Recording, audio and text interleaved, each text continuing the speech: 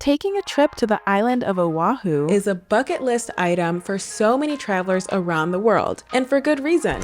The island offers incredible experiences to visitors, including eating fresh poke, touring the set of Jurassic Park, and swimming with wild dolphins. But with good quality hotels costing on average $300 a night and a typical restaurant meal costing somewhere between $20 and $40, this vacation can get expensive quickly. Luckily, there are several low-cost or free activities that can help you keep your budget intact while also still making the most of your Hawaiian getaway. And in this video, I'm sharing 10 of these incredible activities. But before we get into it, hi, welcome or welcome back to Exploring with Courtney. This channel is all about inspiring you to travel the world and equipping you with travel tips to do it with confidence. So if that sounds like something you're interested, go ahead and hit that subscribe button. Up first, no trip to Hawaii is complete without spending several hours up close and personal with marine life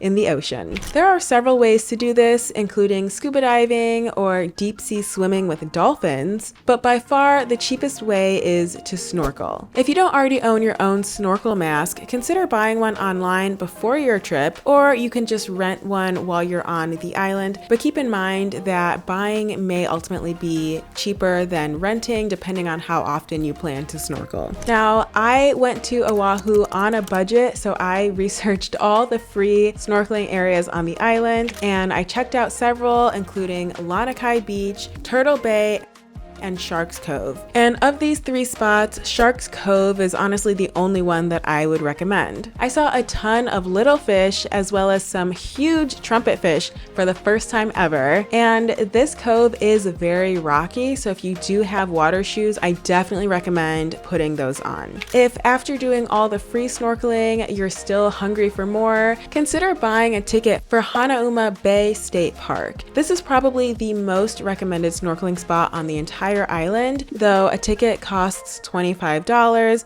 plus I think you also have to pay for parking. To be totally transparent, I didn't go there because the $25 fee just didn't really seem worth it to me. Moving to activity number 2. When you think of Hawaii, the sparkling blue fresh water certainly comes to mind, but so does the lush green mountainous forests that are pretty much in the backdrop everywhere you look. A great way to immerse yourself in this vegetation is by going to the Botanical Garden, which is completely free to enter. This garden is so iconic, and I'm sure you've seen photos of it all over Instagram. It is 400 acres in size and home to several flora species from all around the world. It's definitely big enough to explore for a full day, but you're probably more likely just to spend a half day there. And there are several walking paths, lakes, and campsites for you to explore. Of course, it's also a great place to get some beautiful vacation photos. A hidden gem on the island is the Valley of the Temples Memorial Park. This is actually an immaculately landscaped cemetery spread across rolling hills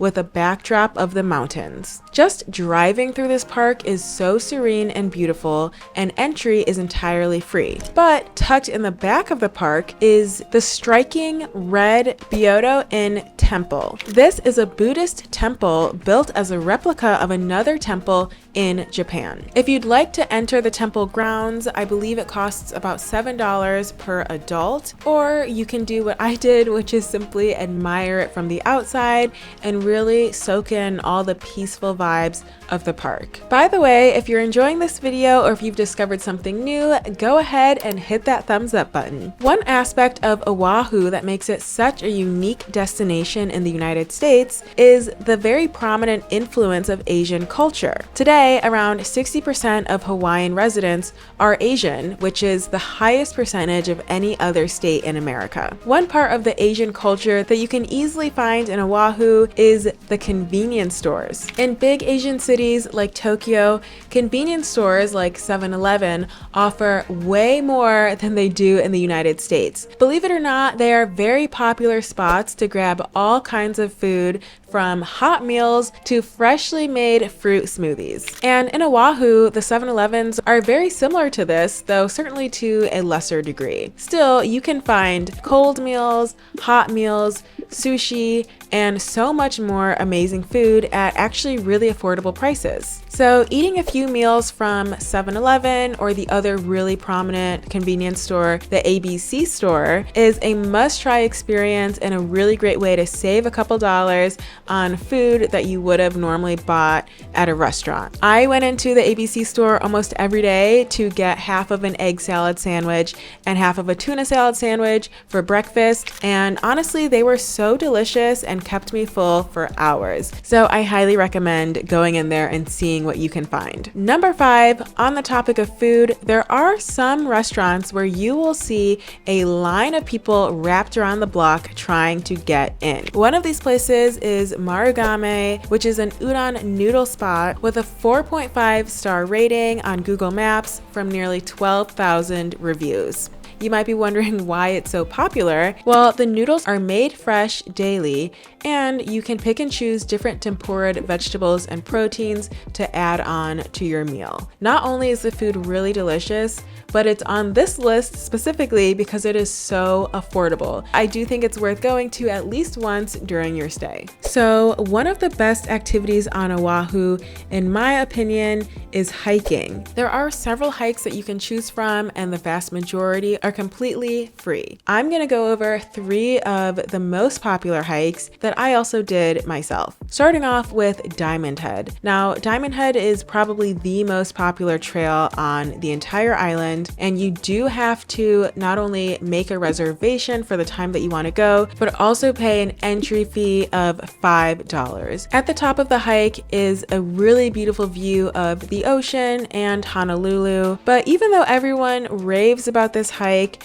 I really didn't love it. I found it to be obnoxiously crowded, like shoulder to shoulder with people at all times, and it really wasn't physically challenging for me personally, which is kind of important to me when I'm doing a hike. Overall, I would give the Diamond Head hike like a 5 out of 10. The next hike is the Lanakai Pillbox hike. Entry is free, and it really was not super crowded when I went. I not only found the views to be breathtaking, but I also felt like the hike was mentally stimulating and thrilling because you really had to think carefully about every single step that you took, and there were multiple different ways to get up the same hill. So this added an element of interest and kind of choose your own adventure, which I really liked. Overall, I would rate this hike an 8 out of 10. And lastly is Cocoa Head, which I also really enjoyed. This hike is on the tracks of an old tramway that used to transport supplies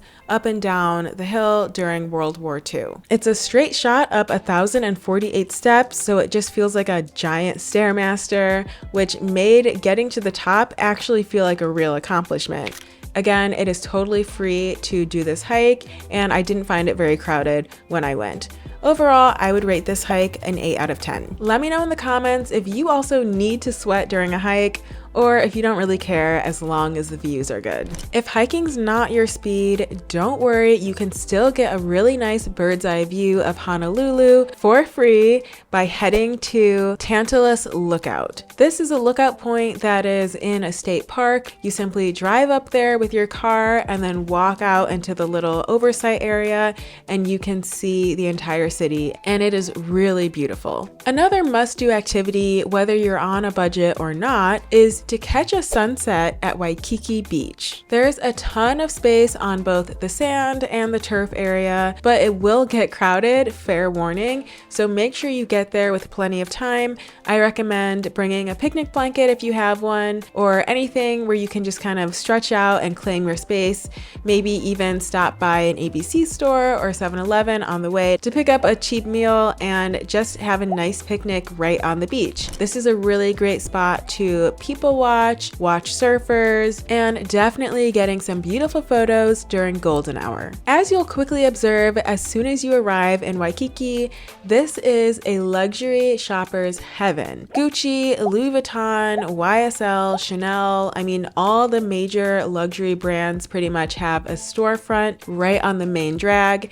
And even if you aren't planning on buying anything from these stores, window shopping here is not to be missed. This main street is called Kalakaua Ave. I hope I said that right. And it is a really popular place to go people watching. You can also watch many street vendors. It's beautiful both day and night. It's really the heart of Waikiki. And of course, walking around here is completely free. And lastly, you really should not go to Honolulu without stopping by the Pearl Harbor Visitor Center. For those who don't know much about Pearl Harbor, this is the location where Japan launched a surprise attack on the US in 1941, and it is also the impetus for the United States officially joining World War II. So it had a huge impact on global history. Even if you're not a history buff, I'm certainly not a history buff, I really recommend stopping by the visitor center. It's completely free to enter, and it's really a beautiful place just to walk around and kind of take it all in and learn more about the history of this hugely impactful event. One of the museums on the site is also free, but if you are willing to spend a little bit of money here, you can go see the USS Arizona, which is one of the physical ships that was hit during that attack, and it sank to the bottom of the bay, and it's still there pretty much undisturbed through all of these years. So those are the 10 cheap or free activities that I'm recommending to you for your next trip to Honolulu. If you enjoyed this video, please go ahead and give it a big thumbs up and subscribe to my channel for more content just like this. If you're planning a trip to New York anytime soon, I also have a video of 20 free things to do, entirely free things to do in New York City. That video will be linked somewhere on the screen. Thank you so much for watching, and I will see you in my next video. Bye!